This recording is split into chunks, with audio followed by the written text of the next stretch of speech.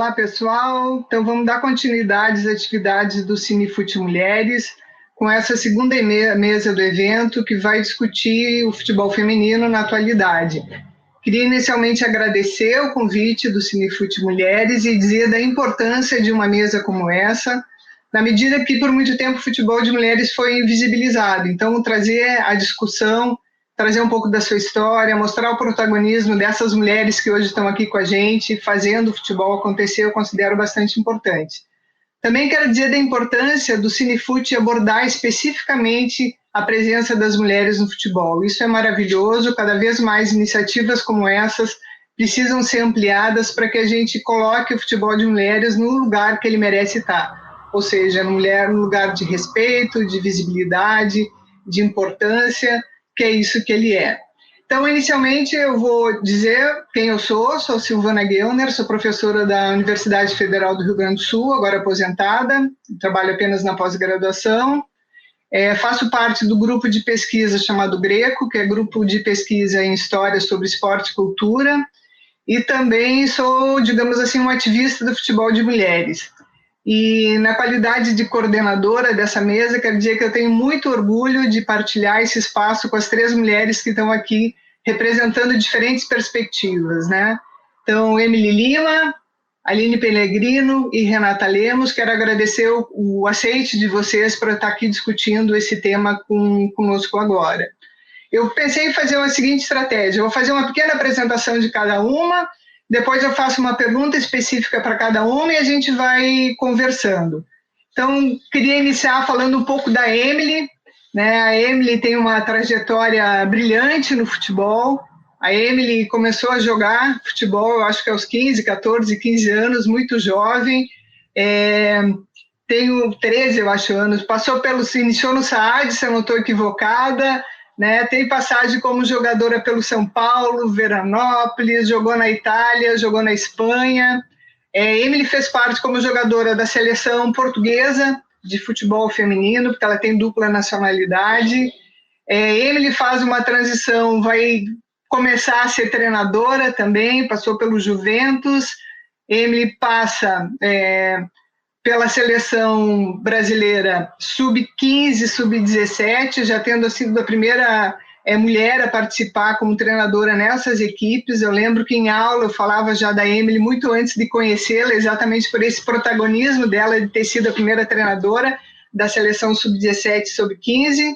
Emily passa pelo São José, assume a seleção profissional, a seleção adulta principal do Brasil, por um período muito curto, do meu ponto de vista, injustamente demitida do cargo.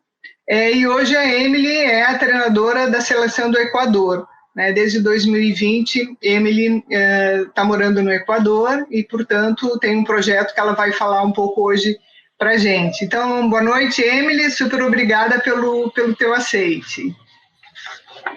Imagina, desculpa eu chamar a Silvana de professora, porque eu não consigo falar só Silvana, eu tenho que falar professora Silvana.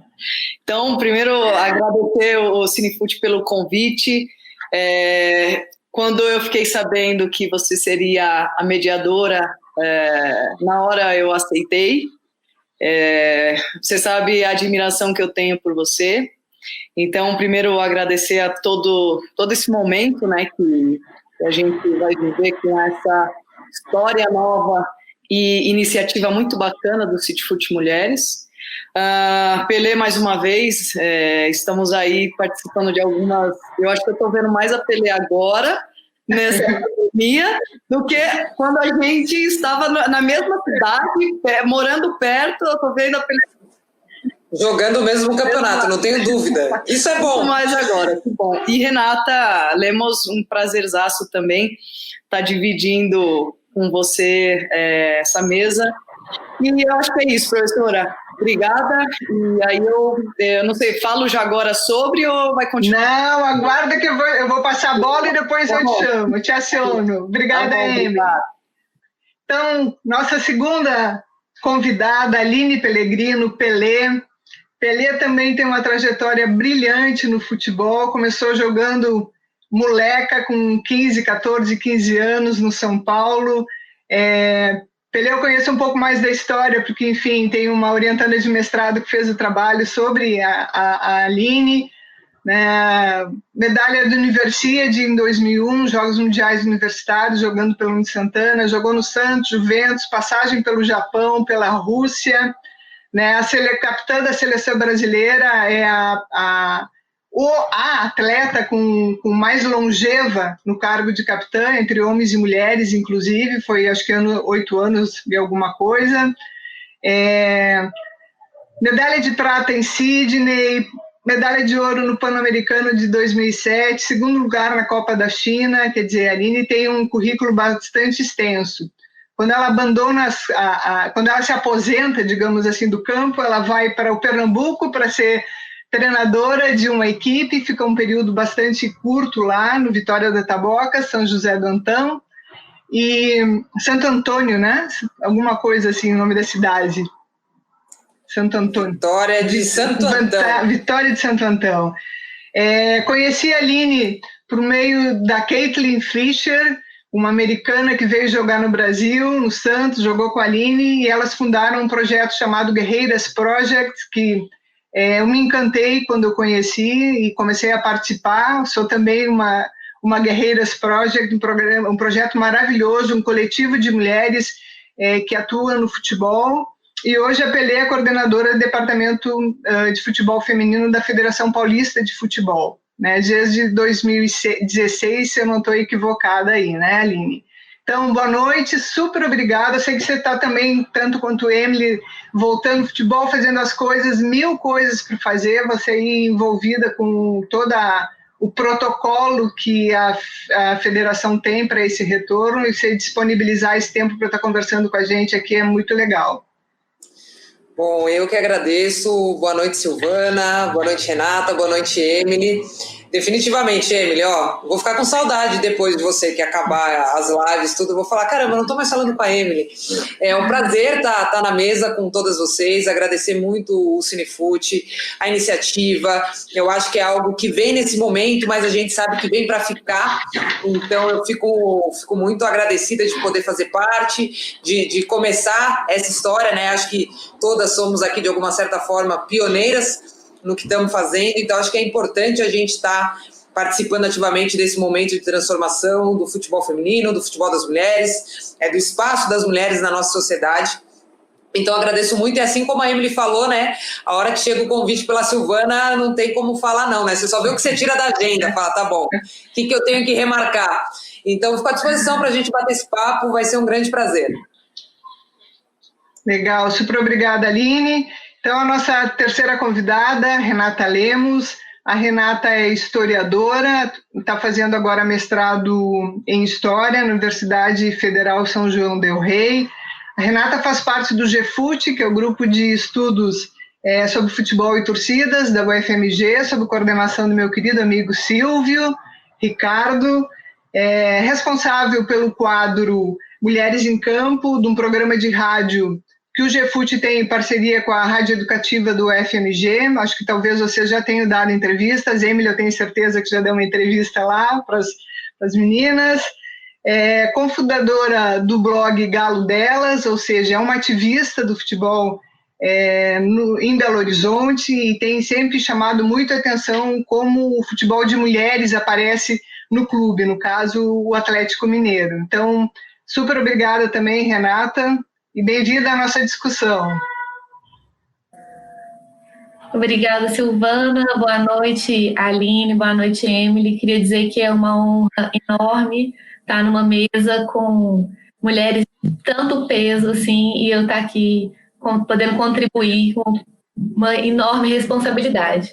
Queria agradecer ao pessoal do Cinefute, tanto pelo convite e, inclusive, pela iniciativa. Acho que é muito importante a gente discutir o futebol de mulheres, com tudo que vem acontecendo, com os avanços que a gente vem percebendo, e aproveitar para falar também que é uma oportunidade enorme da gente falar sobre o futebol feminino aqui em Minas Gerais, que algumas regiões ficam um pouco de lado nas discussões das lives e tudo mais, e vai ser uma boa oportunidade para a gente fazer essa discussão. Perfeito, obrigada. Emily, vamos lá. Começar contigo, Emily. Queria que tu falasse um pouco considerando a tua trajetória, você sai do campo como jogadora e começa a se qualificar como treinadora. Então, pensando um pouco nessa tua trajetória, quando que surgiu o interesse para você ser treinadora e o que você está fazendo como treinadora hoje na seleção do Equador? Ou seja, qual o trabalho que vocês estão pensando? Eu sei que é um projeto a longo prazo, são 3 anos. Então, que você falasse um pouquinho nessa tua trajetória de começar a se qualificar como treinadora quando deixa de jogar e o Equador. Bom, professora, na verdade, quando eu estava na Espanha, né, eu já vinha estudando, mas não era para ser treinadora. A minha ideia não era ser treinadora, a minha ideia era ir para a área que a Pelé foi, mais essa área de gestão. Porque eu sempre via que o futebol feminino ele podia ir além do que ele ia. Eu sempre acreditei que faltava organização. Então, o que eu pensava? Eu não quero ser treinadora, não. Eu quero organizar, pelo menos, onde eu estiver. E eu via um espaço muito bom para a gente progredir, e assim, em passos firmes e largos, dentro de uma realidade que eu via que tinha expectativa de crescimento. E aí, eu tenho um irmão que é fanático, né? Acho que como todos os irmãos. E em 2009 eu volto da Itália, né? Eu estava na Itália, eu volto da Itália e aí começo a me aprofundar mais nessa área de gestão. Então, não tinha nada a ver com treinamento. E aí, o Prisco Palumbo, eu faço uma parceria com ele e com a Portuguesa para trabalhar como supervisora nesse primeiro momento de transição, que eu também não sabia eu sabia que eu ia trabalhar com futebol, mas em qual área eu não sabia, porque eu fiz isso a minha vida toda. É a minha paixão, então eu pensava, eu posso contribuir de alguma forma aqui. Então, essa parte de gestão na Portuguesa foi eu que fiz tudo, parte de documentação de federação, logística de viagem, logística de treino, tomava conta das roupas, tomava conta de vestiário, enfim, eu fiz toda essa logística, pagamento das atletas, de comissão técnica, enfim, eu fiz toda essa parte, eu acho, administrativa no ano de 2010, mas nesse ano de 2010, o meu irmão ele começou a enfiar na minha cabeça que eu tinha que ser treinadora. Não, você precisa ser treinadora, é legal você fazer isso, tudo. Aí ele viu tudo que nós construímos, né, um alojamento, as viagens, tudo bem organizadas, enfim, ele teve muito próximo desse trabalho na Portuguesa, mesmo porque a Portuguesa eu sou vizinha ali de onde nós treinávamos, então diariamente ele ia comigo para os treinos, ele fazia um processo aí comigo, né? Então, ele começou a ver que eu podia mais, e quando o Prisco me convida para ir para dentro do campo com ele fala, Emily, vamos também bater um pouco de papo sobre futebol? Você vem como assistente e a gente começa a bater papo e vamos. Eu falei, vamos, vai. E aí começamos eu comecei a entrar mais na parte de treino, entender um pouco mais o jogo, enfim. E foi onde o meu irmão assim, foi a pessoa fundamental para que eu fosse buscar o estudo. Aí eu comecei a fazer os cursos, foi onde eu comecei a fazer os cursos sem parar. E em 2011 vem a oportunidade do Juventus. E eu fui muito clara com o Juventus. Eu falei, eu não tenho experiência nenhuma, eu não estou pronta para ser treinadora, mas o Amaury, que na época era o diretor, e eu acho que agora, na volta do Toninho, como presidente do Juventus, ele volta também como diretor, ele falou, Emily, eu vou te ajudar, o Juventus vai te ajudar, e foi muito bom, assim, foi uma passagem muito legal no Juventus, foram 2 anos, e foi ali onde eu fui ganhando experiência. A minha comissão técnica me ajudou muito, né, que foi o professor Dilson Felipe, de estudar. Então a gente tinha um grupo de estudo entre nós 3 e a gente foi estudando sobre futebol, os momentos do jogo, treinamento, enfim. E aí foi assim que eu peguei o gosto e eu falei, não, agora eu acho que eu quero ser treinadora. E aí eu chego a ser treinadora e aí começo aí a minha carreira como treinadora, mas mesmo sendo treinadora no Juventus, eu acabei fazendo toda essa parte de logística de federação. Então, eu que preenchi ainda na máquina lá as fichas, isso em 2000 e... Me ajuda aí, Pelé. 2011. Eu acho que mais para frente já não é mais com máquina, aí já começa a ser muito mais online, computador.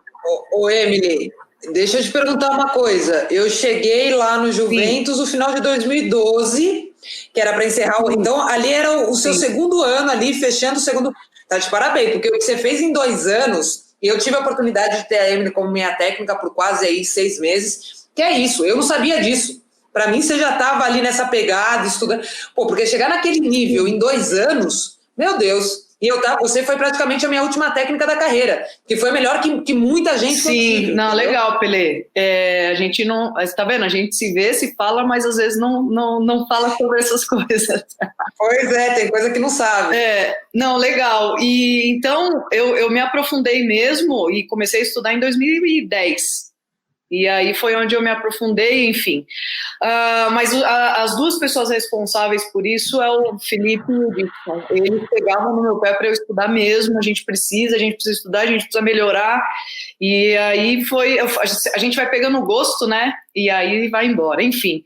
E aí eu começo a ser treinador e chego no Equador. Eu chego no Equador com uma federação muito... com uma ambição tão grande em revolucionar o futebol feminino no país, que foi o ponto principal para a minha vinda para o Equador. Né? Fui muito questionada por muitas pessoas, que você vai deixar o Brasil, que agora está em uma evolução, para você ir para um país onde o futebol não existe. E é verdade. Eu falei, poxa, mas eu quero fazer parte desse começo, ainda mais com uma gestão nova, né? Também foi recém contratado algumas pessoas. O presidente teve a eleição em 2018, fez contratações em 2019 de gerente geral, de diretores, enfim. Dentro da federação tem uma comissão só de futebol feminino, que o presidente sempre está dentro dos diretórios, né, das reuniões dos diretivos, dos diretores, então é importante que a gente tenha uma pessoa responsável do feminino ali dentro. E aí eles falam, eu preciso de um projeto. E aí a gente começa a escrever esse projeto, eu, Camila e Felipe. Começamos a escrever o projeto, isso que o projeto hoje já mudou muitíssimo, mas mudou muito mais para melhor, né, que hoje nós temos uma federação madrinha, hoje nós temos aí vai ter aprovação, se tudo permitir, da FIFA, Conmebol, dos diretores lá da federação, e a gente vai começar a colocar em prática esse novo projeto. Então, isso me chamou a atenção. Às vezes a gente não vai colher as coisas nesse momento, ou às vezes a gente tem que dar alguns passos para trás, como eu já fiz muitas vezes na minha carreira, de dar alguns passos para trás, mas para depois, né, a gente naturalmente ir para frente. Eu não tenho ambição e nunca tive de ter nada individual. Eu quero ser a melhor treinadora, eu nunca fui assim, eu gosto de trabalhar, e eu acho que o mais bonito para nós, e aí eu incluo todo mundo, federação, comissão técnica, os treinadores aqui do Equador, vai ser observar aí daqui 5, 6, 7, 8 anos a evolução que o Equador vai ter dentro de uma nova proposta e um novo olhar para o futebol feminino aqui no país, e saber que você foi um grãozinho aí nessa evolução. Então, isso para mim é muito bom. Eu estou já pensando até em parar, já me aposentar, imagina. Então, é um grão. Tá doido, Daqui uns 10 anos. A minha ideia é daqui 10 anos. Mas passa muito rápido. Já tem 10 anos que eu sou treinadora. Passa muito rápido. Então, a minha ideia é essa, daqui 10 anos aí poder estar mais tranquila com a minha família, enfim. E é isso. E aí a gente está aqui fazendo esse projeto e espero que tudo dê certo. Vai dar. Então, Emily, já pensou alguma vez em treinar um time de homens? Já. Tiveram algumas sondagens, professora, no ano de 2018 e no ano 18 e 19. 18 era a base de um clube do Rio de Janeiro, e foi algo bem bacana, assim, mas acabou que a gente fala do futebol feminino, mas o futebol feminino ele é muito bom. As pessoas às vezes não valorizam né, não valorizam o que tem, ou às vezes as pessoas que trabalham no masculino acham que o futebol feminino é muito ruim, mas eu estou vendo uma transição muito grande de treinadores, assistentes, preparadores físicos aqui vindo para o feminino.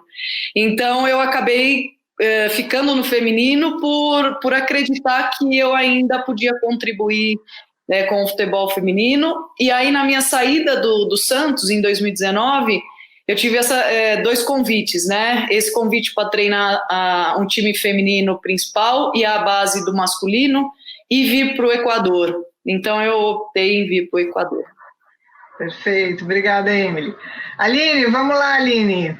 Aline, queria que tu falasse um pouco do trabalho da federação, mas falasse considerando uma questão muito específica, né, de estar no comando do departamento de futebol feminino uma mulher que tem uma experiência enorme no futebol de mulheres, ou seja, como atleta. Eu considero que isso é muito importante, assim. Eu queria que você dissesse um pouco quanto essa tua trajetória como jogadora te permitiu fazer algumas coisas que você, como gestora, hoje faz e está fazendo brilhantemente aí na federação. Que tu falasse um pouco nesse sentido. Olha lá, eu, diferente da Emily, queria ser técnica, e aí terminei gestora, entendeu? E aí, ó... E não esquece de falar que você era uma excelente atacante, mas foi uma brilhante zagueira. Você tem que saber disso. Pois é, porque dentro das 4 linhas era isso. Pra mim, atacante, imagina, sou atacante, faço muito gol, centroavante. Virei zagueira, graças a Deus, senão não ia ter pisado na seleção brasileira.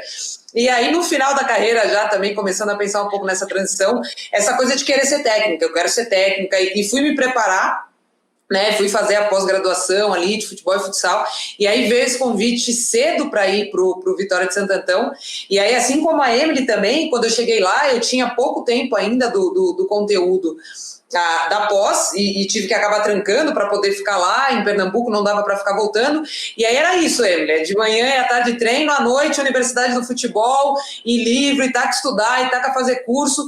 E pra gente que jogou, né, e que gostava de futebol, independente, que assiste futebol, qualquer coisa que for futebol na televisão, tá vendo, gosto da parte tática, então foram 6 meses, um pouco menos ali, 5 meses, um pouquinho, que foram incríveis, porém senti essa mesma dificuldade que a Emily falou. Tem coisas que fogem da técnica resolver, só que todo o resultado do nosso trabalho depende dessa organização. Então, como atleta também, sentia sempre falta dessa organização, e aí como capitã, as meninas, Pelé, precisa melhorar isso aqui, precisa melhorar aquilo ali. Então, foi uma realidade da minha carreira, quando comecei com 14 anos, até os 30 que parei, olhando também fora do campo, né? Não era aquela jogadora que estava deslumbrada, até porque minha geração não recebia, então não tinha muito com que se deslumbrar, né? Na verdade, a gente estava vendo ali como resolver problemas o tempo todo, ou como dentro daquele cenário do momento, a gente conseguiria fazer o melhor ou tirar o melhor daquilo. Então, acho que a minha carreira é muito isso. Como essência, como atleta, como técnica, foi isso. E aí, quando eu cheguei lá como técnica, fazia pouco tempo que eu tinha parado de jogar. Então, tava ainda, sabe, eu tinha... E aí eu falei, não vou começar uma carreira de 16 anos como técnica, correndo errado, igual eu corria como atleta. Eu falei, não. Isso foi antes de começar o Brasileiro, 2013. Então, uns 2, 3 meses antes, a gente tinha terminado o Campeonato Pernambucano, fomos campeãs e tal. Eu falei, olha... Não. E aí eu agradeço hoje, né? Porque se eu tivesse começado o campeonato, eu não ia largar as meninas nunca. Eu ia seguir até o final e talvez chegar até o final, faz você ficar mais um aninho, e aí eu ia entrar de novo nessa bolha. E aí mas aí também eu dei uma desanimada, assim, eu falei, não, deixa quieto. O negócio é desorganizado, não foi até agora, não tem quem organize isso, então eu preciso começar a fazer outra coisa, porque eu tenho uma vida, né, no mínimo aí mais 30 anos produtiva para fazer, porque esses 30 já foi e não veio a grana, e você não, as pessoas, né, a sociedade não entende que aquilo que você fez 30 anos, 15 anos foi trabalho. E aí eu começo a trabalhar num clube social aqui de São Paulo, tenho os alunos de personal trainer também, me formei cedo em educação física antes de ir para a seleção, e aí vem o convite da Cristiane, do Corinthians, para eu assumir a supervisão do Corinthians Audax. Primeira vez que eu tinha uma carteira assinada na vida, Emily, eu falei, não vou lá. não vou sair daqui. Corri errado, trabalhava muito, tinha que bater pontos, cedão, dormia pouco, mas eu falei, não vou. E aí a minha condição para ela foi, eu só vou se for com carteira assinada. De repente a carteira assinada virou minha vida, né? Se não for com carteira assinada, eu não vou. E foi para ser supervisora, assim como a Emily está dizendo, então era quem sentava lá, digita nome de atleta, faz inscrição, logística, que hotel que vai, que ônibus que vai, que restaurante que vai fazer o almoço, na volta vai jantar ou vai lanchar. Então, machucou o atleta, enfia no carro, leva, faz o exame, tem que voltar correndo pro treino, leva fruta. Então isso me deu uma grande experiência também, mas tudo isso a gente já tem um pouco de manha, né, Emily?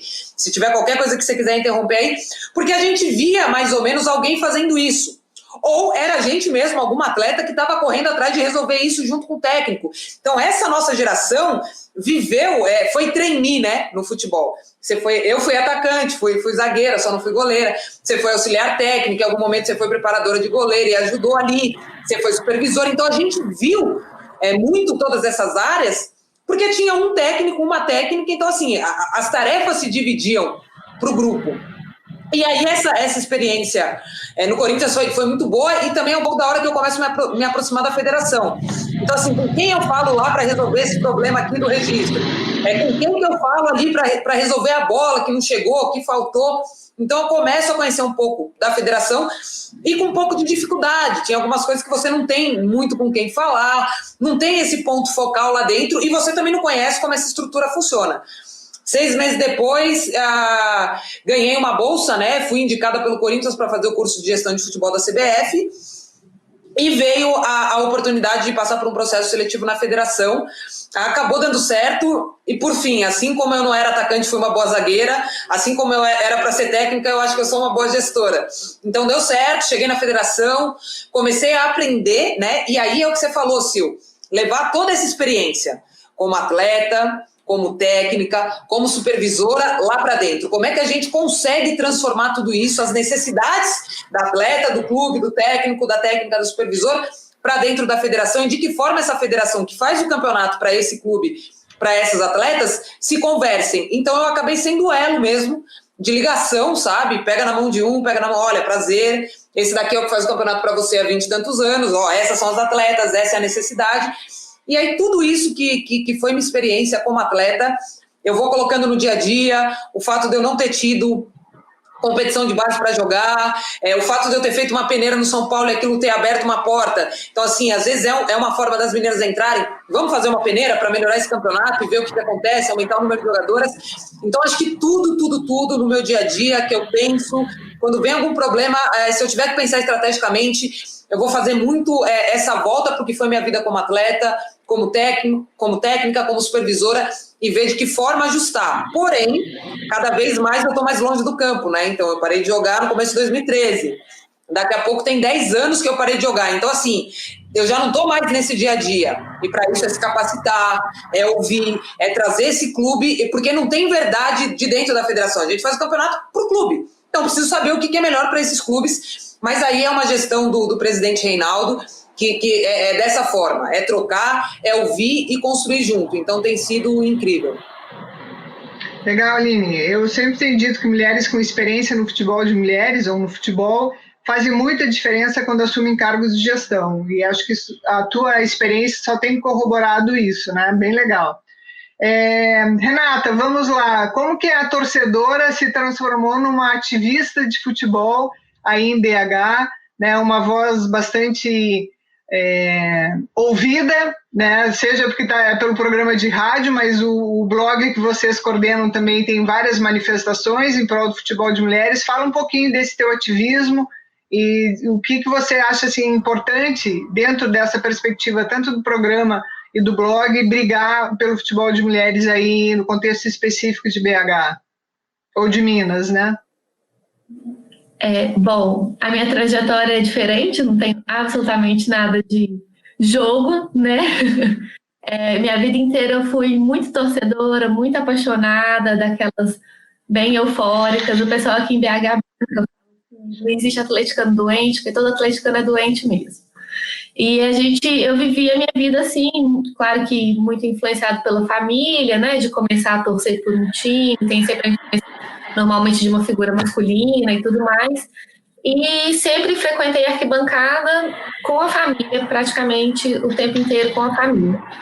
Depois, já mais velha, não me interessava muito por futebol feminino, inclusive o Galo, por exemplo, tinha uma equipe feminina nos anos 2005 até 2013, eu só sabia da existência porque um atleta era minha colega de colégio, então era a única referência que eu tinha sobre futebol feminino, então não era um meio que eu me interessava, que não tinha me captado ainda não. Mas com o passar do tempo, a gente vai se envolvendo em algumas lutas, começa a levantar algumas bandeiras, e o futebol foi um espaço muito importante para mim, essas lutas feministas e tudo, né? Acho que os grupos de apoio entre as mulheres, principalmente torcedoras, tem muito disso, assim, de se agrupar para se apoiar, mesmo sem se conhecer. E eu fui desenvolvendo essas questões e comecei a me interessar pelo futebol feminino, porque eu acho que é um espaço de luta muito grande da emancipação da mulher dentro da sociedade. E aí o futebol feminino começou a atrair um pouco os meus olhos, eu comecei a prestar um pouco de atenção, não tinha feminino no Atlético, mas a gente vai analisando o cenário, começa a ir um jogo ou outro, tudo amador aqui em Belo Horizonte, né? Só o América, que era profissional, desde 2015, então a gente começa a ir entrando assim, dentro desse meio. Quando eu fiz graduação em História, quando chegou a hora da minha monografia, eu queria pesquisar o feminino do Atlético, queria resgatar essa memória. E aí eu fui até o Atlético, né, jovem, inocente, fui até o Atlético querendo algumas informações. O Galo tem um centro de memória que ele guarda e produz uma série de coisas relacionadas à história do clube, mas não tinha uma vírgula sobre futebol feminino. Eles mal sabiam que existiam, e teve a existência de um futebol feminino lá dentro. E nisso incomodou demais, eu não consegui fazer minha pesquisa sobre isso, acabou que eu fui para outros caminhos. Eu, Patrícia Muniz, em um evento acadêmico, e a gente conversou sobre isso. Ela também tinha essa inquietação sobre a falta da memória do futebol feminino e a forma com que esse futebol praticado por mulheres é tratado, principalmente aqui, né, na nossa localidade. E aí a gente fundou o Galo Delas nessa tentativa de resgate de memória desse futebol de mulheres do Atlético. A gente foi atrás de vários atletas, a Amanda Moura, que jogou aqui, foi uma super apoiadora nossa, se dispôs totalmente, deu entrevista pra gente, enviou contato de outras que tinham jogado. Eu fui atrás da Ive Casagrande, que era minha colega de escola, Orlando, né, fazendo preparação física lá. Fui atrás dela, a gente conseguiu contato com várias atletas dessa equipe dos anos 2000, porque anteriormente tiveram outras equipes do feminino, mas a gente não tinha conseguido contato. E a gente foi com delas a partir disso, e aí o meu envolvimento com o feminino foi aumentando. No meu mestrado, eu também não pesquiso feminino, porque eu continuei com a minha pesquisa dentro do futebol, mas aí é o masculino, política, século XX e tudo mais. Mas, em especialização, eu fiz uma pesquisa sobre o futebol de mulheres, tudo relacionado ao Galo, que eu acho que é o meu ponto inicial, já que é o time que eu torço, é sempre a minha referência. Mas, a partir dali, a gente consegue dialogar e fazer reflexões para além do Atlético. O convite para Mulheres em Campo foi muito importante, porque eu comecei a expandir essas reflexões, né, nesse contexto que eu falo de sair do Atlético e começar a analisar o contexto de uma maneira geral, os outros, a forma como que é tratado o futebol feminino, tanto pelos clubes aqui, quanto pela federação, quanto pelas torcidas.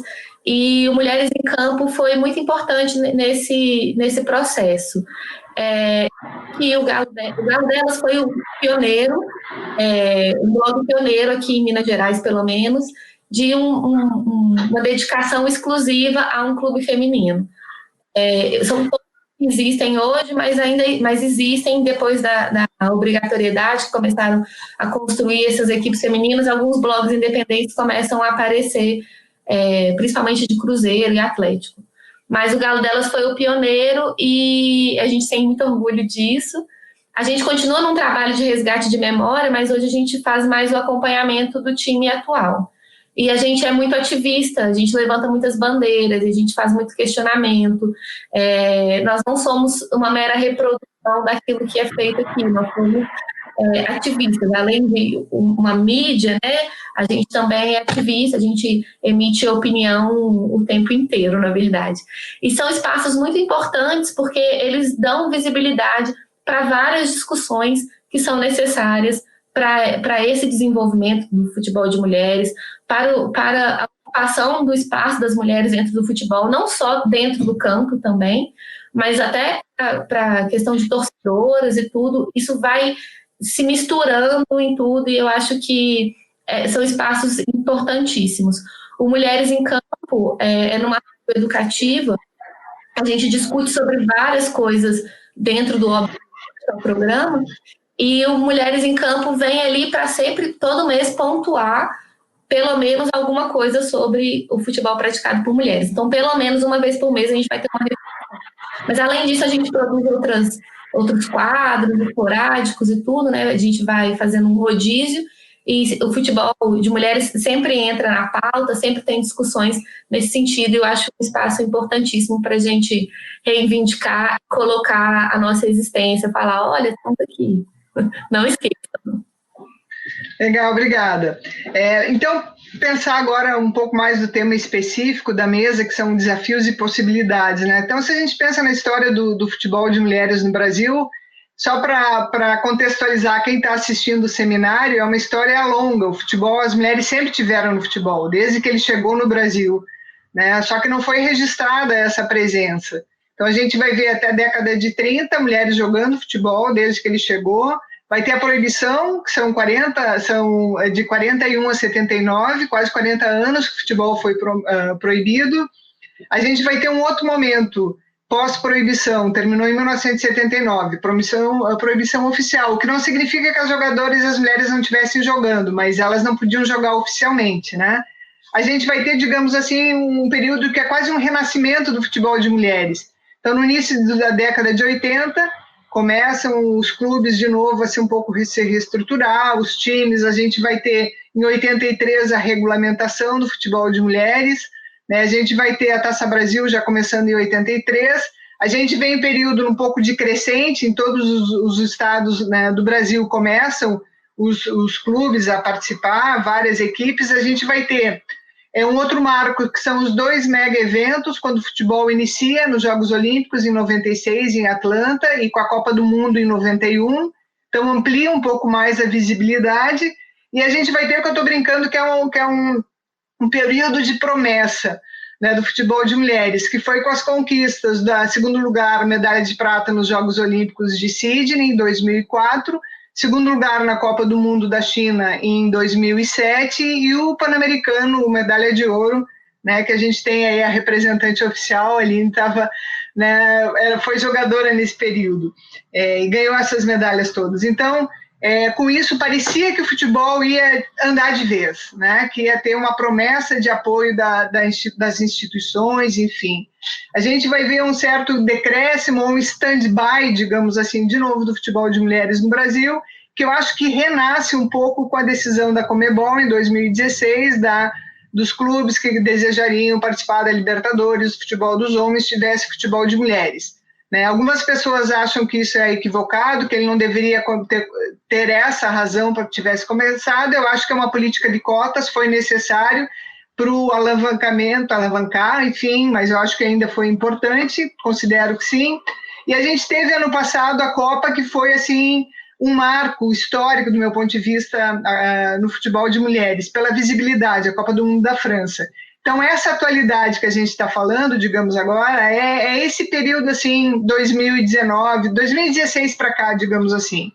Daí eu vi uma fala da Emily numa live também, que ela usou uma expressão que está todo mundo usando, todo mundo se apropriou, Emily, que o futebol feminino sempre esteve numa pandemia, né? Você falou isso.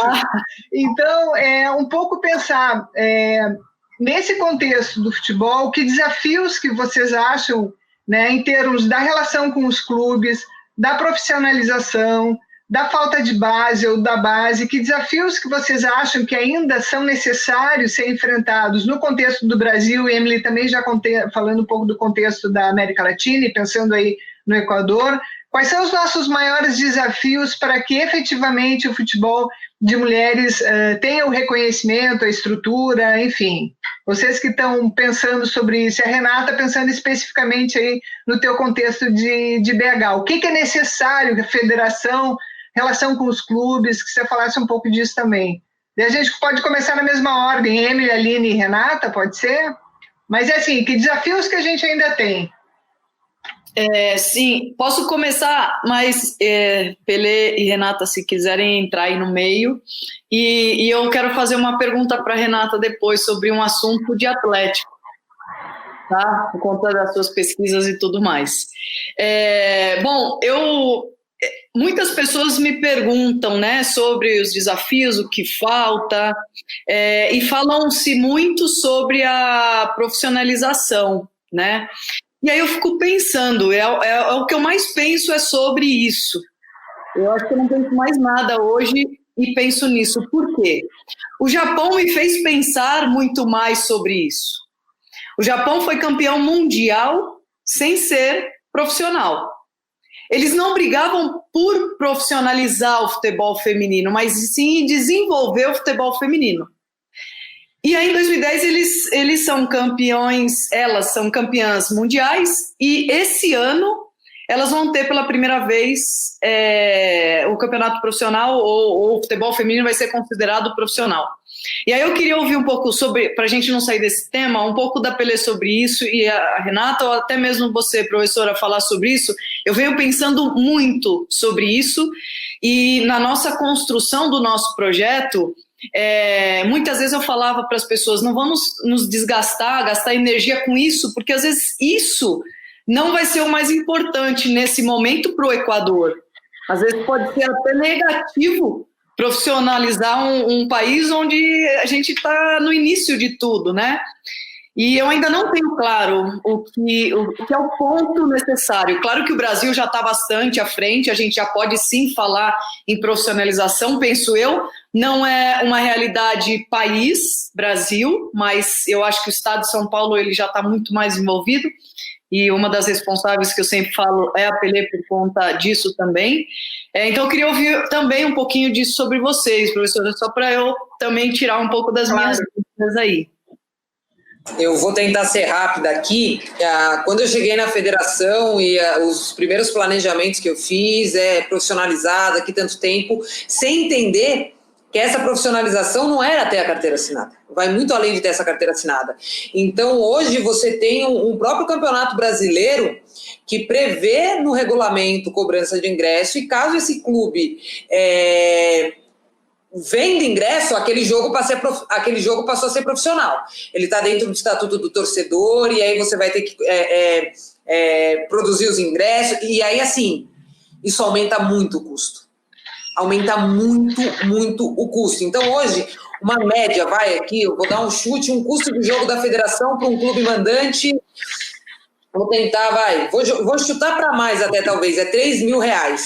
Esse jogo profissional, com o estatuto do torcedor, com o portão fechado, vendendo ingresso, um custo desse, ele vai para minimamente, de repente, uns 15 mil. Então, que clube hoje tem condição, como mandante, cobrir isso? Quanto vai entrar de receita? Então, essa conta ainda não fecha. A nossa característica do estado de São Paulo, a Emily sabe bem, são os clubes do interior que estão muito balizados nas prefeituras. Então, o São José hoje, que você teve lá, foi campeã. Se a gente faz um campeonato profissional, acabou São José. Acaba São José. Então, assim, entendo que tem alguns que dá. Então, a gente tem uns 6 clubes aqui que dá. E aí, o que é a nossa ideia aqui? Ter uma competição, uma Supercopa Paulista, que vão jogar só esses 6, e aquele momento do ano, no final do ano, vai ser profissional, vamos cobrar ingresso, vamos estar no estádio menor, vamos fazer a festa, né? Vamos fazer a bolha. Ainda assim, aí você pensa, né? Às vezes você vai pegar, que essas jogadoras não. vai profissionalizar e você não vai ter que virar o ano e fazer todo mundo voltar a ser amadora, né? Então você consegue. Então, a única forma que eu vejo de profissionalização aqui, Emily, seria isso: você ter no final do ano uma Supercopa Paulista com 4, 6 datas, com os 4 grandes, com Ferroviária, com Red Bull, vai ser numa sede única, e aí você vai movimentar essa torcida, fazer essa brincadeira mesmo dos Estados Unidos, tá naquela cidade, envolver a cidade com aquele campeonato que vai acontecer em um mês. É a única forma que eu vejo hoje de profissionalização, pelo menos aqui em São Paulo. Pensar isso o ano todo para todas as equipes, não dá, ainda não dá. Renata? Eu acho que eu vou um pouco na linha da Pellegrino também. A profissionalização envolve uma série de coisas e parece que, pelo menos aqui em Belo Horizonte, né, falando especificamente daqui, os clubes entenderam isso como assinar carteira. E o que as meninas têm, o que aquelas atletas têm de garantia profissional é a carteira assinada e alguns adendos, né, relacionados à carteira, plano de saúde e tudo. Mas, assim, de estrutura, elas não têm nenhum tipo de grande evolução e tudo mais. E, além disso, tem um problema muito grande que aconteceu aqui ano passado, que é uma questão de um apagamento do amador. Porque aqui sempre o futebol era amador até o ano passado. O único profissional era o América. E com a entrada dos 3 de camisa, né, os outros 2, né, o Cruzeiro e o Atlético, como profissional, teve uma briga enorme para a realização do Campeonato Mineiro ser profissional e se exigir que todos os participantes fossem profissionais. E aí isso foi uma discussão danada entre os clubes, entre a federação, e aí tinha clube que já era profissional que defendia essa tese, e os amadores, poxa, mas a gente está aqui há 15 anos disputando o Campeonato Mineiro e agora a gente vai ser jogado de lá, não vai ter mais essa disputa. E aconteceu isso. A federação acatou, exigiu que fossem profissionais. Apenas 7 clubes disputaram o Mineiro, ele foi super curto, porque os clubes alguns clubes amadores conseguiram parcerias para fazer essa profissionalização, né, bem pelos poucos, vamos dizer assim, porque uma coisa super às pressas, e nessa lógica, assinou carteira, é profissional e isso basta.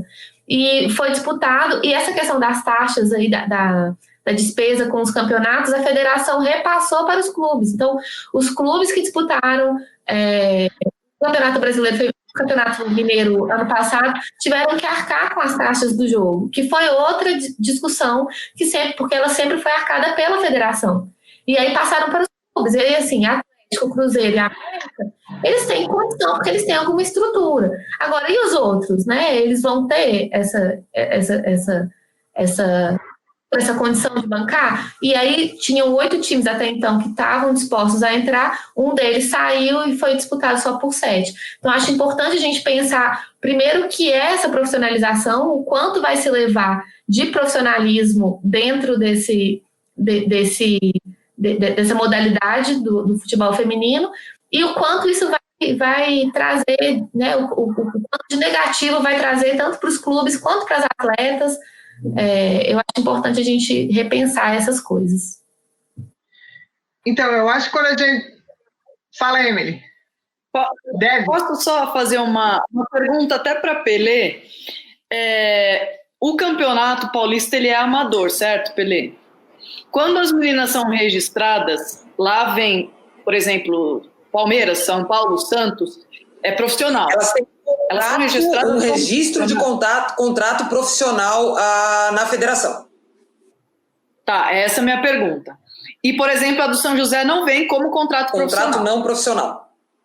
Exato. O que aconteceu com a gente? Eu estava no Santos até, foi punida uma atleta nossa e uma atleta do São José, do Rio Preto. Só que o julgamento para atleta profissional é diferente para essa atleta na mesma competição. Então, quer dizer, ser profissional ainda é desvantagem até nisso. Porque a atleta não profissional, ela tinha várias vantagens. E a atleta profissional não tinha vantagem nenhuma na hora da punição. E aí, Emily, só para pegar um ponto, que são essas coisas que aí às vezes é bom para a gente. Ou seja, se essa regra, se o Tribunal de Justiça Desportiva, se o Superior Tribunal de Justiça Desportiva vê o profissional como profissional, não sendo homem, não sendo mulher. Então, assim, mas por que em outros pontos aí não? Nessa estrutura que a Renata falou, não, aí agora é diferente, agora é só a carteira. Então, assim, se você vai costurando e vendo, é complicado. Você põe a arma na parede também. Exato. E aí minha pergunta vem, a federação também é assim. Então, por exemplo, num julgamento vai ser julgado dessa forma. Porque o que aconteceu com a gente foi com a CBF. Né? Foi o Campeonato Brasileiro, por exemplo. Então, eu não sei cravar, porque daí é isso. A gente está falando do Superior Tribunal de Justiça Desportiva, que é o do brasileiro. É igual. O TJD, às vezes, vai ter uma ou outra coisa ali que pode ter... partindo de que essa competição é amadora. No nosso caso, está lá, denominação do campeonato. Competição amadora, o da CBF eu não acho que não está cravado esse amador. Então você tem esse momento que de repente você pode cobrar ingresso. E aí também depende de quem está lá julgando isso, vendo. Então assim, não tem uma regra, digamos assim, né? A gente fica sempre depende do momento, do que foi, quem vai estar olhando, que perspectiva que vai olhar. E é delicado. Era isso, Emily? Era isso, porque vem disso também, né? Vem do seu profissional, né? Às vezes é profissional, mas não é profissional. Eu acho que quando, pensando na profissionalização, do ponto de vista do que eu penso, assim, né? E que acho que a gente pode explorar um pouco mais. Que muitas atletas, elas se consideram profissionais, então é uma profissão. Acho que a ideia da profissionalização é ter um plano de desenvolvimento, que foi o que a Emily acabou falando, curto, médio e longo prazo da modalidade. Né? É um coletivo, não é a carteira assinada, não é o detalhe específico de cobrar ou não ingresso, mas a profissionalização é que o futebol, elas possam viver do futebol.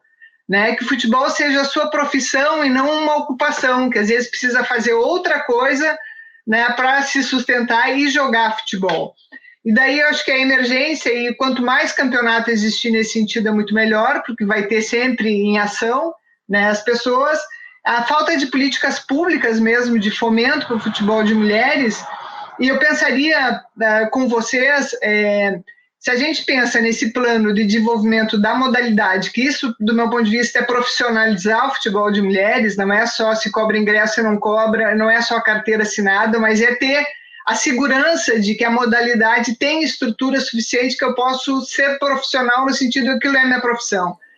Beleza, o que vocês estão fazendo aí? Emily, o que vocês estão fazendo no Equador com relação a isso, dentro desse teu plano de 3 anos de trabalho? E, Renata, o que acontece aí em BH nesse sentido, né? Deixa eu começar rapidinho, eu já devolvo para a Emily, vou tentar matar as duas. Quando você fala, né, do outro ponto, o que seria essa profissionalização, o que seria o mais importante agora para isso acontecer? E aí, óbvio, cada uma está num cenário, então acaba trazendo esse viés muito para a realidade. Eu, no meu dia a dia, hoje, falaria que o que o futebol feminino precisa para se profissionalizar é governança. É que essa governança ela esteja no clube, essa governança esteja na federação, na confederação, nos players envolvidos. Então, acho que a hora que a gente entende esse papel de governança, de responsabilidade, de risco, de crise, o que eu preciso fazer, você começa a montar essa gestão, você vai entender, aqui cabe uma política, uma ação afirmativa, aqui cabe uma estratégia diferente. E aí, essa estrutura, naturalmente, você vai acabar formando. Então, assim, será esse encargo que vai trazer a carteira de trabalho, mas até os 20 anos eu posso ter essa atleta com um contrato de formação. Os clubes sabem isso? Isso foi estudado? Qual é o melhor a fazer? Então, vou ter 5, 10 atletas acima dessa idade, essas vão estar no profissional e vou trabalhar com metade sempre abaixo de 20, porque eu diminuo o meu custo, minha folha, governança, gestão, pensar realmente aquilo que está fazendo. E a hora que você pensa o que está fazendo, é impossível você pensar só no que eu estou fazendo agora. Você tem que pensar o que eu estou fazendo agora, eu quero chegar em algum lugar, em quanto tempo eu vou demorar, que é muito isso que a Emily vem falando do planejamento que ela está trabalhando aí no Equador, e aí acho que isso falta aqui no Brasil. Porque a gente conquistou aquela prata lá em 2004, chegou numa final de Copa do Mundo em 2007, outra medalha de prata, Pan-Americano, e tudo sem planejar. As coisas aconteceram, mas aquilo não foi planejado. Então, por isso que a hora que acaba, não fica nada. Então, hoje, se a gente tivesse ganhado a Copa do Mundo o ano que vem, ia ter aumentado o número de competição de base no Brasil? Duvido. Ia ter aumentado, de fato, o número de meninas praticando dentro do sistema federativo? Não, porque não acontece assim, você precisa construir, criar um caminho. Então, acho que isso é muita visão hoje da federação, construir esse planejamento de longo prazo, que é uma coisa que eu tenho debruçado bastante com a Lorena aí. A gente está fazendo sem pressa também, porque assim, vamos fazer porque... Não, vamos realmente entender esses 4 anos que passa por isso que você falou, né? Esse momento diferente, o que a gente fez de 16 a 19? Por que foi tão legal? O que deu certo? O que a gente pode melhorar? O que ficou faltando? Então, construir também a partir disso, olhar para trás, ver o que aconteceu de bom, e óbvio que teve coisa que precisa melhorar, teve coisa que não deu para fazer, e construir de 4 em 4 anos, ter esse planejamento, 4 anos médio prazo, 8 anos longo prazo, onde a gente quer chegar, e colocar meta, colocar número, né? A gente fala muito da meta smart, né? Então, não adianta também, mas quando? Eu quero que o estado de São Paulo seja o melhor futebol do mundo. Legal. Quando? Eu quero que seja em 2030. Legal. Como é que você vai fazer isso? 19 já é. Como é que você vai fazer isso? Então, a gente precisa ter métrica mesmo, senão fica tudo muito no mundo... Não, naquela data, é isso que eu quero atingir, é dessa forma que eu vou depois conseguir avaliar. Então, acredito que isso que você falou, esse desenvolvimento, essa mudança, só passa por um planejamento estratégico de longo prazo, que é o que a FIFA vem fazendo, que a UEFA vem fazendo, que algumas federações vêm fazendo, e acredito muito que o resultado vem por causa disso. Algum comentário, Emily? Aí do teu planejamento a longo prazo? A Pelé respondeu que você tinha perguntado a primeira vez, aí eu falei só do profissionalismo. Não, então, a gente está nesse trabalho também de um plano estratégico a longo prazo, e o longo prazo não é só o prazo que nós vamos estar aqui dos 3 anos, né? A gente quer deixar esse legado aí para que as pessoas dê seguimento, né? O mais importante para a gente é que isso tenha continuidade, né? Não pode em 3 anos acabou, eu vou embora ou fico, né? Que eu estou muito contente aqui, e dou continuidade para mais esses 3 anos, e é importante não acabar, né? Daqui 3 anos, por exemplo, eu não fique aqui, e a pessoa que entrar, né, o novo presidente, o novo gestor, enfim, as pessoas que entrarem não der continuidade, vai zerar tudo de novo o processo, e esse é um grande problema que eu vejo, principalmente no Brasil, né? Em outras federações também, né, em outros países. E os países que a gente está vendo uma evolução muito grande, como França, Inglaterra, Espanha, Portugal e outros mais aí, que você pode lembrar, ela está tendo esse... Holanda, Austrália, Japão, Canadá. A Holanda fez um processo, um planejamento do masculino junto com o feminino, para resultados a longo prazo, e agora está acontecendo as coisas. Então, nós temos muitos exemplos positivos, né? E o que falta realmente é o que a federação fez. E você mesmo sabe, professora, que eu sempre falo isso, o que a federação fez precisa ser feito na entidade maior, no futebol brasileiro. Isso aí, perfeito. Diga, Renata. Eu acho que, assim, quando saiu essa questão da obrigatoriedade imposta pela CBF e tudo mais, a gente ficou muito eufórico esperando grandes mudanças no futebol feminino, né? Um avanço muito interessante, e isso não veio da forma que a gente esperava, pelo menos aqui em Minas Gerais. A gente percebe muito um desinteresse, na verdade, principalmente por parte da federação. Ela não demonstra interesse no futebol feminino, e isso são vários momentos que acontecem, assim, que a gente pode perceber esse desinteresse. Eu acho que, assim, em Minas Gerais, a gente tem uma questão muito grande que é o tradicionalismo, sabe? É aquela coisa da família tradicional mineira, é isso, as pessoas são muito tradicionais no pensamento e tudo, e o futebol feminino é muito prejudicado por conta disso, porque ele é entendido, porque o futebol é entendido como um espaço muito masculinizado. A gente sabe que isso não é específico daqui, mas é que aqui a gente vê de uma forma muito gritante o quanto o futebol feminino sofre. E aí existe desinteresse por parte da federação, que sempre dificulta alguma coisa. No ano passado, vou voltar, no Campeonato Mineiro, eles prometeram numa reunião arbitrária que a final do Mineiro ia ser num estádio grande, né, ou no Mineirão ou na Independência, e aí chegou em cima da hora, não vai jogar em nenhum dos dois, vai jogar no Sesc Venda Nova, que é onde Cruzeiro e América mandavam os jogos, que é um campo, né, tem uma boa estrutura, mas não comporta uma torcida, dizer assim, dentro de uma perspectiva de futebol feminino aqui. E é longe, é distante, ainda colocou um jogo em um péssimo horário, que era assim, para não atender nenhuma expectativa de público. E o Campeonato Mineiro foi se desenrolando assim, claro que tem alguém na arquibancada e tudo, mas vai se desenrolando sem conseguir agregar demais. Os clubes também não demonstram muito esse interesse.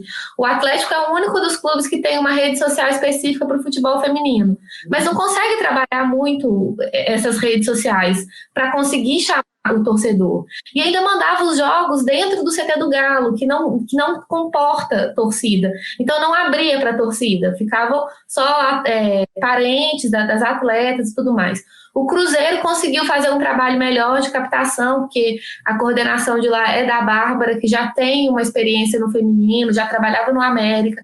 Eles montaram uma estrutura muito boa para o feminino, vieram com uma promessa para captar títulos e tudo, e aí conseguiram passar isso para o torcedor, e o torcedor deu uma abraçada, e eles frequentavam jogos e tudo. No Atlético isso não aconteceu, a gente teve presença de torcida mesmo, torcida organizada e tudo em um único jogo, que foi na final da Copa BH, que foi uma competição que o Galo participou, que era amadora, e o Galo participou porque a estratégia do Atlético no começo era uma estratégia com um time amador, e aí tem isso também, a estratégia a longo prazo a gente não percebe, porque o Atlético falou, vamos montar o time feminino, o que a gente vai fazer? Fez uma parceria com o Pro Inter, que era um time feminino amador de destaque, levou as meninas, profissionalizou, né, assinou a carteira, e pronto, nós temos um projeto social. Só que isso não se sustentou ao longo do ano.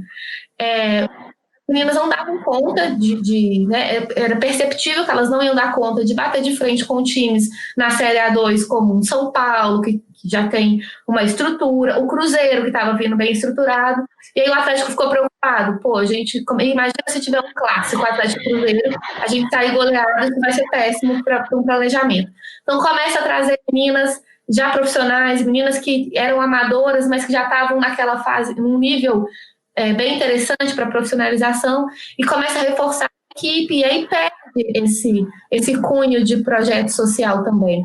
Hoje são pouquíssimas que ainda são remanescentes desse projeto social. Eu acho que eu consigo citar 2, porque na pandemia ainda teve mais desligadas e tudo mais. Então é isso, a gente não vê um projeto, não se sustenta esse projeto, né? Então é uma coisa complicada. Eu acho que passa pela gestão, passa pelo interesse, passa por um planejamento a longo prazo, passa por uma criação de calendário, né, que vem dessa questão da gestão. A gente não tem campeonato de base suficiente, aqui só o Cruzeiro disputou o brasileiro, né, com a categoria de base. A gente até teve uma empresa que criou um campeonato de base aqui, sub-20. A federação pouco teve interesse, foi lá, disponibilizou uma arbitragem, mas não teve uma continuidade e tudo mais. O campeonato foi super legal, as meninas estavam todas empolgadas, teve presença de torcida, né, um pouco, e mesmo assim não se desenvolveu o interesse da federação. Então acho que isso é muito importante, assim, dizer o quanto esses núcleos de gestão, né, as federações, as confederações, quer dizer, a única confederação é aqui, né, a confederação, as federações e os clubes têm interesse nesse desenvolvimento feminino, porque a gente vê que é muito por obrigatoriedade mesmo. Montei time, assinei carteira, tá ali, tô com o menino, e o meu masculino tá podendo disputar os campeonatos que me interessam, tá tudo certo.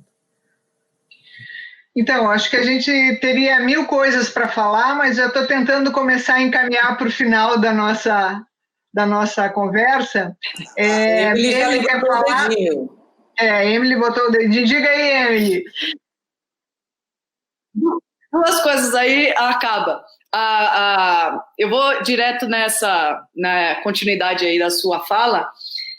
Vocês aí, a Federação, né, Mineira, tem uma pessoa e que seria uma estratégia muito boa para organizar a federação, que falam muito da Bárbara, né?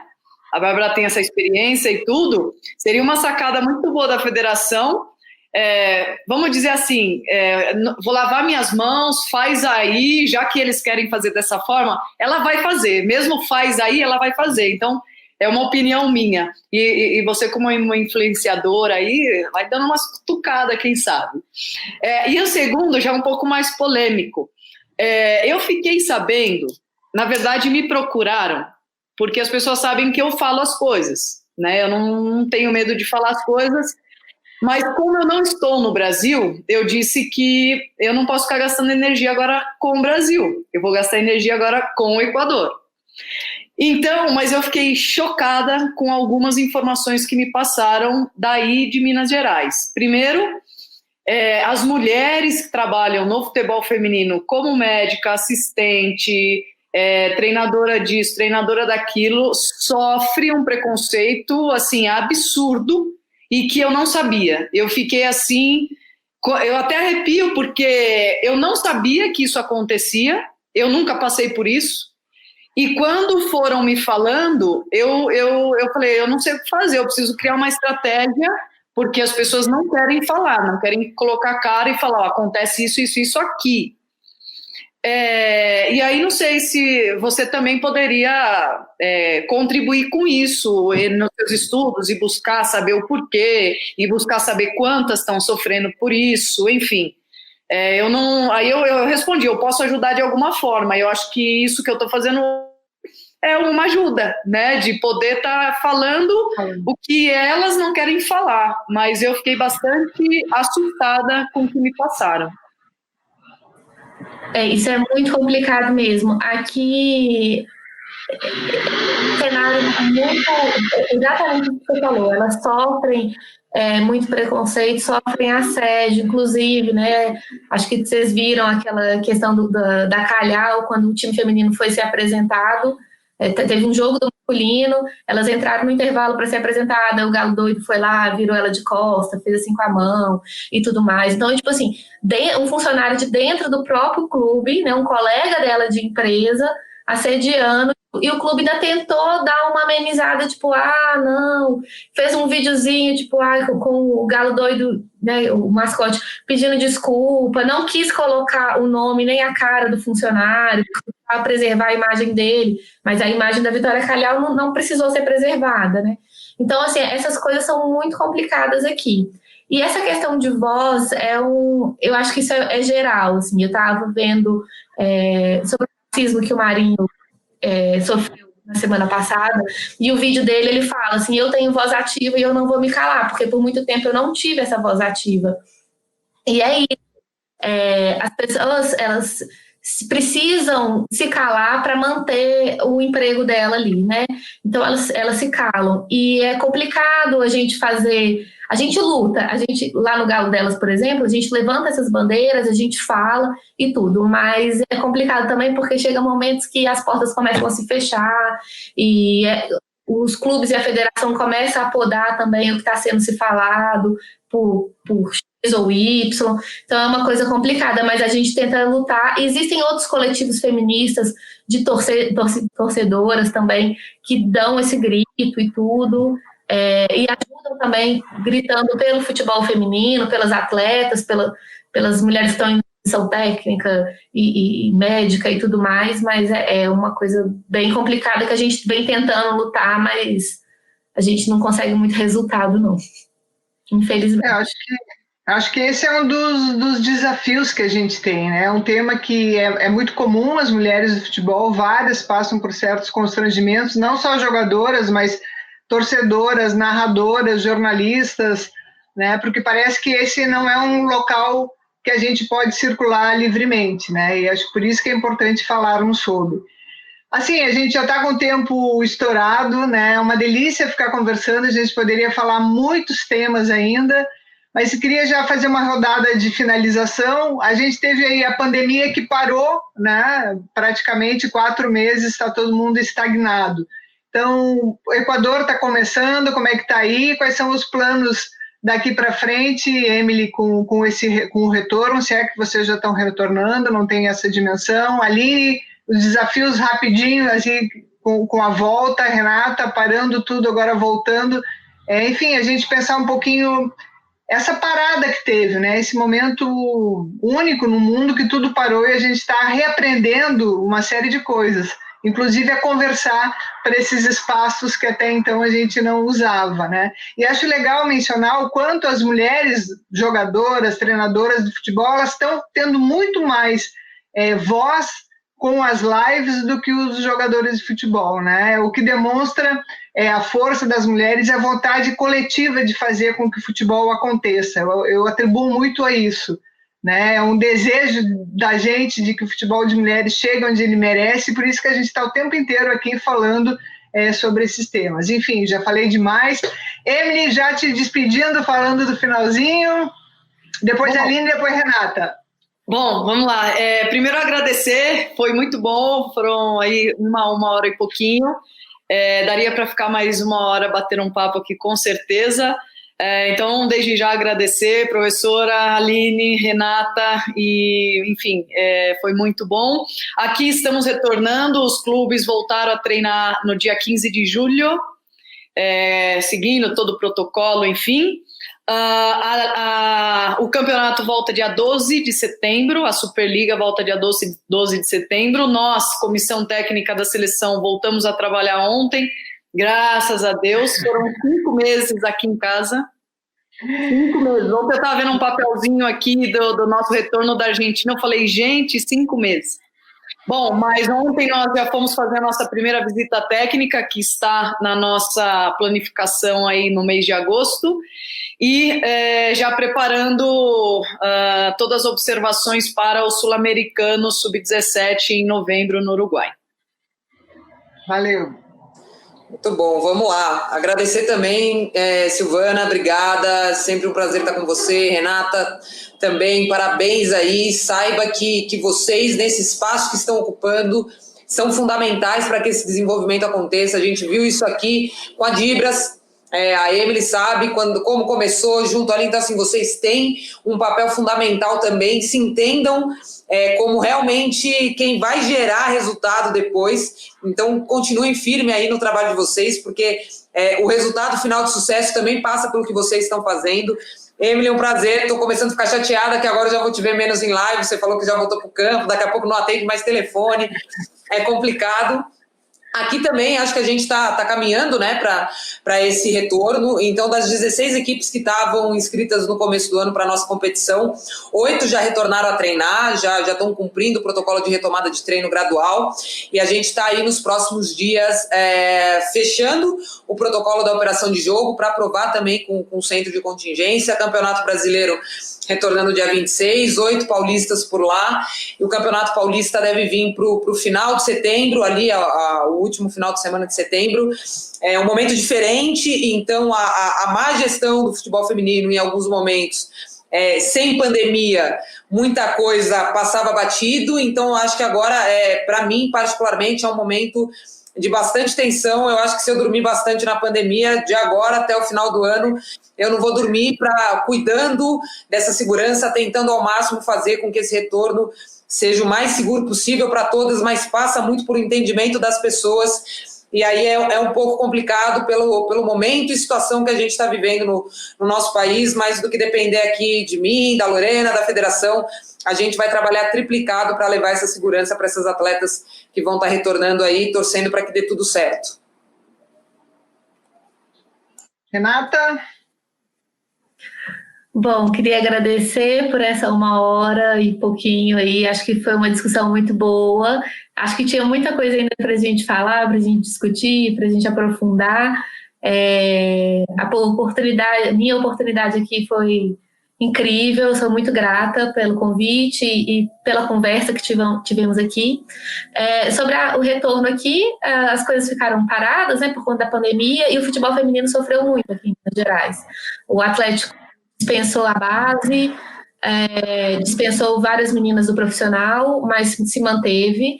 O América suspendeu a equipe profissional, o América não tem base, então suspendeu a equipe profissional com aquelas prerrogativas do governo, né, e tudo. E o Cruzeiro, no fim do ano passado, desfez a base pela crise econômica que o clube está passando, manteve o profissional, e agora está retornando, já fez testes, já retornou os treinos essa semana com as meninas do profissional, porque o Brasileiro A1 já começa, então elas têm que se preparar. E Atlético e América continuam ainda afastados, porque o A2 ainda tem mais tempo ainda para o retorno, então ainda não tem nem previsão deles retornarem. E o Campeonato Mineiro acontece no segundo semestre, e acho que com o calendário apertado deve acontecer só para o fim do ano, não sei ainda como eles vão fazer, ainda não teve esse tipo de discussão, até porque as coisas ainda não aconteceram, né? Mas é isso, queria agradecer mais uma vez a todos vocês. Então, super obrigada pela participação, dizer da alegria dessa mesa, tem tema para a gente discutir a vida inteira, né? Para as pessoas que estão assistindo o Cinefute Mulheres e que estão assistindo essa mesa, é importante, eu queria registrar isso, que aquilo que acontece hoje no futebol de mulheres é muito pela luta das próprias mulheres.